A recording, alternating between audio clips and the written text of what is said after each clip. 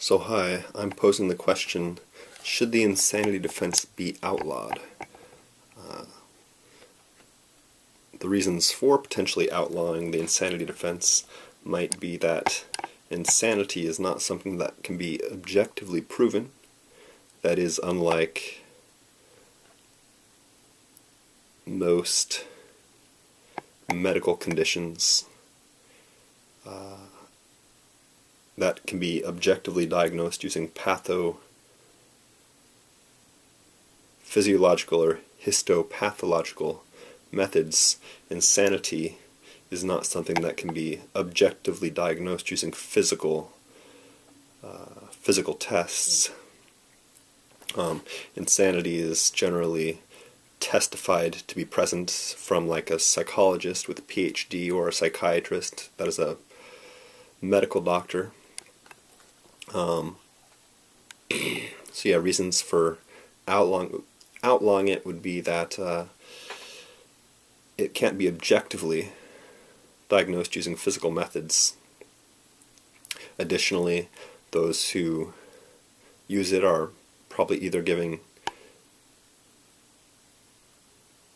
more sort of harsher sentences than if they were not deemed insane, or else much less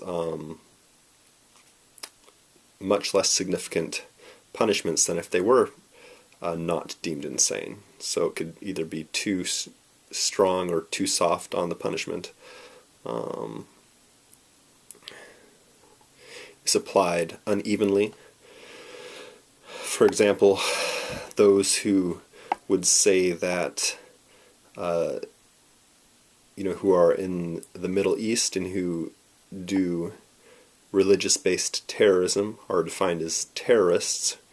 However, if you are Caucasian and you do religious-based act of violence, if you said, "Oh, God told me to do this," or if you believed that God was telling you to do something and you did it, then you are more likely to be declared insane. So in the Middle East, we declare them as enemy combatants, and in the United States, we might say, "Oh, they're insane."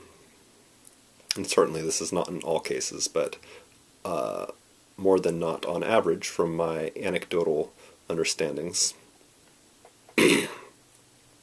Reasons for the insanity defense would be, well, what if insanity is a real thing? What if somebody is unable to determine right from wrong?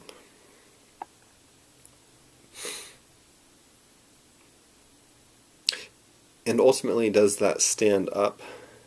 The majority of states have the insanity defense. I believe it is 4 states that do not. I think it's something like Utah, Montana, Idaho, and Kansas, something like that. I think at least 1 or 2 of those is wrong, but you could look it up easily enough using an internet search engine to find out what 4 states do not allow the insanity defense. But yeah, it seems if someone could be truly unable to determine right from wrong, then perhaps maybe the insanity defense should be a good thing. But